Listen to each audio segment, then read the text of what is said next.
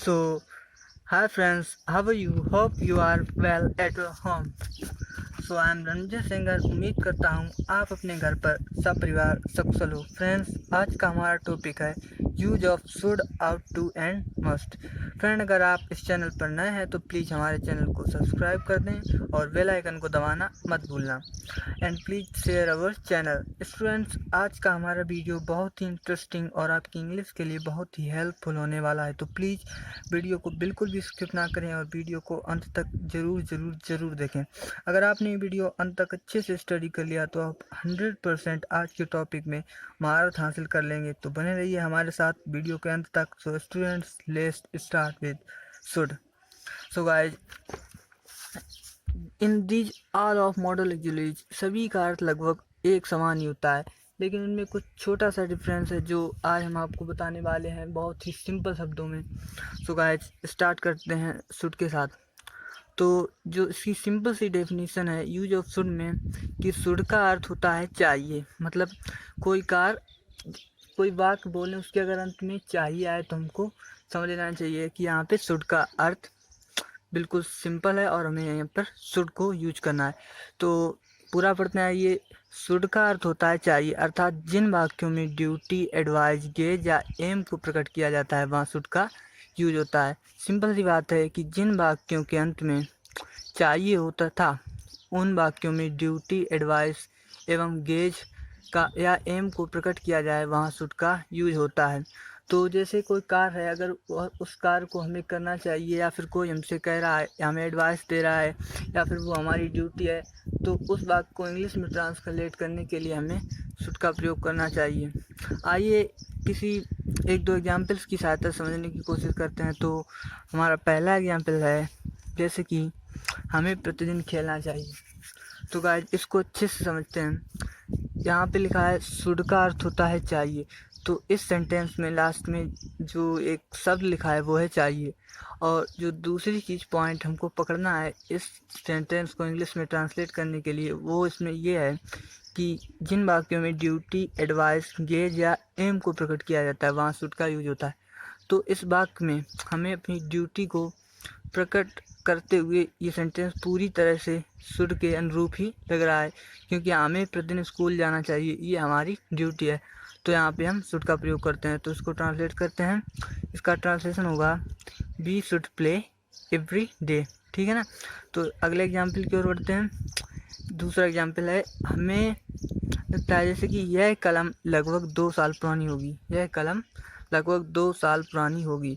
तो यहाँ पे गेज प्रकट हो रहा, अंदाज़ा लगाया जा रहा है ये कलम लगभग 2 साल पुरानी होगी। तो यहाँ पे भी हम शुड का प्रयोग करेंगे। तो आइए इसको ट्रांसलेट करते हैं। इसका ट्रांसलेशन होगा this pen should be about 2 years old. This pen should be about 2 years old, मतलब यह पेन लगभग 2 साल पुरानी है होगी। तो आइए अब इन एग्जाम्पल्स की सहायता से हमको इस शुड के यूज में लगभग कोई भी प्रॉब्लम नहीं रही होगी। जैसे कि सिंपल सा पॉइंट है शुड के यूज के लिए, जिन वाक्यों के अंत में चाहिए आए अथवा जिन वाक्यों में ड्यूटी, एडवाइस या गेज को प्रकट किया जाता हो वहाँ शुड का यूज होता है। सिंपल सी बात है, बाकी सब तो वही सिंपल सा ग्रामर है। तो आइए बढ़ते हैं अगले मॉडल ऑक्सिलरी की तरफ, जिसका नाम है use of ought to. Sorry, ought to का अर्थ भी लगभग वही होता है तथा इसका यूज भी लगभग उसी की तरह होता है। आउट टू का अर्थ भी चाहिए होता है। मोरल ड्यूटी व एडवाइस को दर्शाने के लिए आउट टू का प्रयोग किया जाता है।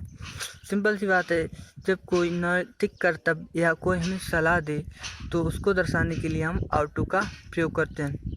जैसे कि एग्जाम्पल में देखा जा सकता है, हमें अध्यापकों का सम्मान करना चाहिए।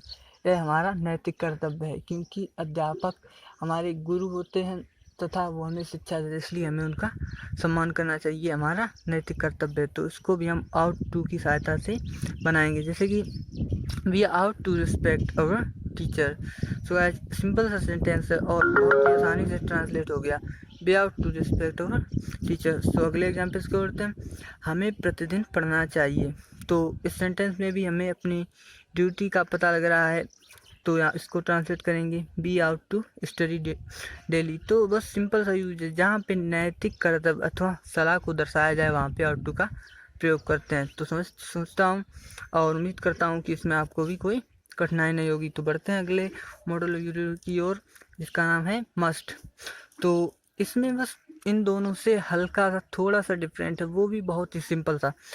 मस्ट का अर्थ भी चाहिए होता है, और जो चीज़ इसमें पकड़ने लायक है वो मैं आपको बताना चाहता हूँ, बड़े ध्यान से सुनना। परंतु मस्ट में शुड व आउट टू की अपेक्षा अधिक बल होता है। मतलब जो कार्य हमें करना चाहिए, लेकिन जब हम मस्ट से उस कार्य को दर्शाएंगे तो हमें वह कार्य जरूर जरूर जरूर करना चाहिए, वहाँ पे ज़्यादा जोर दिया जाता है। तो एग्जाम्पल्स की सहायता समझते हैं, जैसे कि हमें प्रतिदिन विद्यालय जाना चाहिए।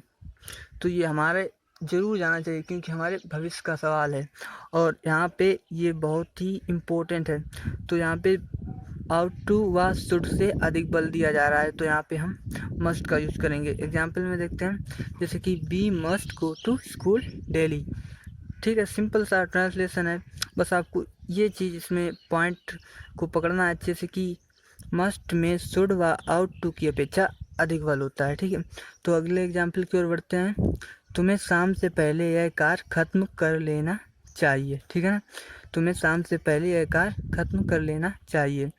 मतलब यह कार्य बहुत ही इम्पोर्टेंट है जो तुम्हें शाम से पहले खत्म कर लेना चाहिए। तो यहाँ पर भी हम मस्ट का प्रयोग करेंगे, जैसे कि इसको ट्रांसलेशन में दर्शाया गया है, you must finish this work before evening.